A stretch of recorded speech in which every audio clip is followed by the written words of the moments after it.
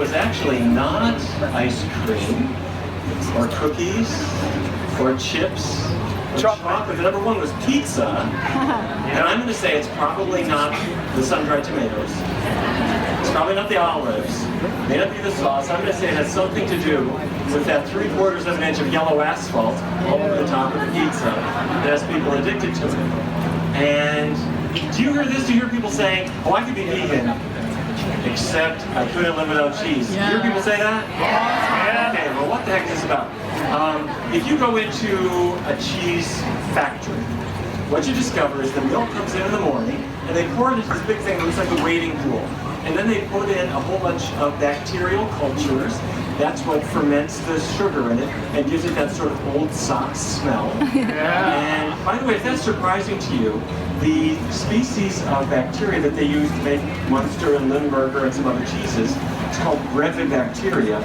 And it happens to be exactly the same bacteria that live between human toes. And if you take a shower every day, the count stays down a little bit. But your roommate sort of hasn't washed in about 3-4 weeks. Say, this is really getting kind of ripe. Just like cheese, it's not a coincidence. It is exactly the same bacteria. Am I cheering you on? Okay, so anyway, they ferment it, and then they add rennet. You know what? Have you heard of rennet? Yeah. They put in rennet to coagulate it, to make it solid. And rennet comes from the fourth stomach of a newly slaughtered calf. Oh, except actually most dairies are too impatient, and they use a genetically engineered rennet. They throw that in, and then they drain off the whey, which is where all the water is, and then you get this solid stuff. They add a whole lot of salt to stop the bacterial action. That's what you got. What have you just done?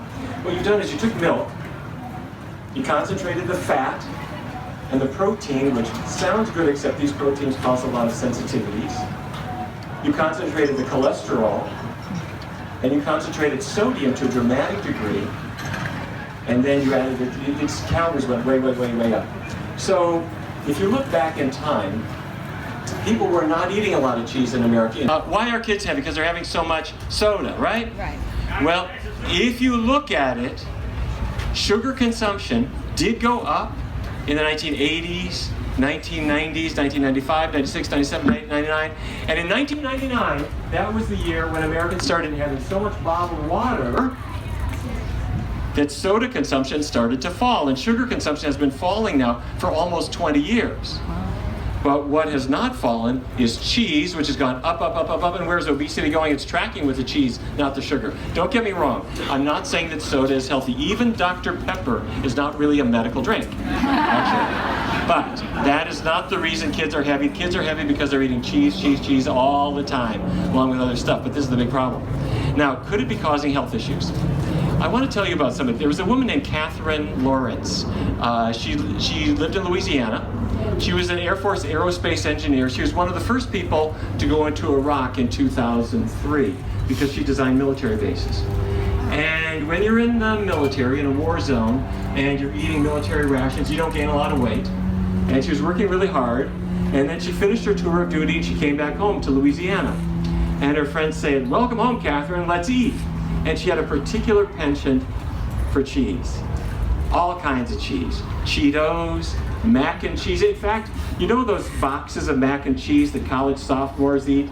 You know what I'm talking about? She loved them. So a friend of hers gave her an entire case of 48 boxes of mac and cheese, and she ate them every day for 48 days, nothing but mac and cheese. Yes, this is true. She gained weight. And not only did she gain weight, she started to have some health issues. So she started to have pain in her abdomen. And the pain got worse and worse and worse, especially with her monthly cycle. Mm-hmm. And her doctor brought her in and did an exam, and the doctor looked into her abdomen with a scope. It's called laparoscopy. And the doctor said, "You have a condition. It's called endometriosis. This is where the cells that are supposed to be inside the uterus migrate out, and they start implanting all around the abdomen, and they cause terrible pain. They often cause infertility." And the doctor said, "I got a treatment for you. We can do surgery. We'll remove your uterus. We'll remove the other organs in there, and the pain will probably go away." And she said, "Well, I wanted to have a family. not so sure I'm ready for this, so she decided to put it off. But as time went on, she wasn't getting any better, and so she scheduled the hysterectomy. She said, I'm not going to have kids, this is just what I'll do. But as fate would have it, a friend of hers said, you know, a lot of people change their diets.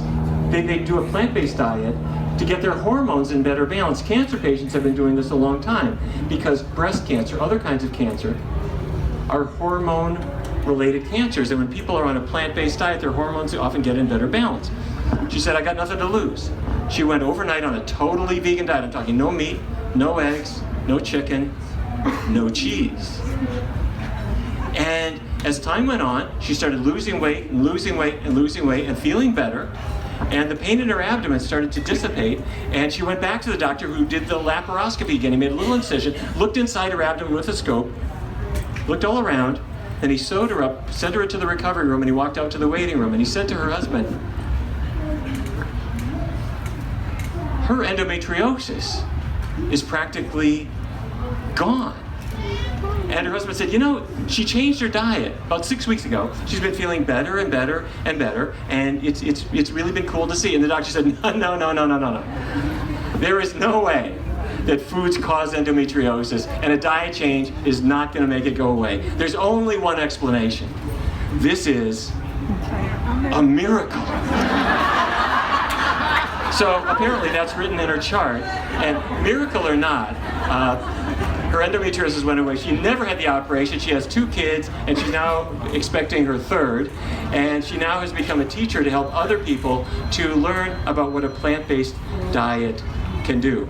But it's So I only got that little clip at the festival, but it turns out this is basically the same speech that he gave at the VegSource Plant-Based Health Expo from late last year.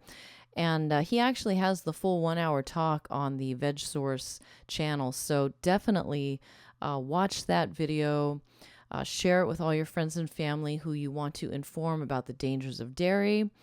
And yeah, I'm so glad that that's available on YouTube for you guys because it is a great resource. Well, that's it. Until next time, keep it carb, baby. Keep it carb. I ain't no stranger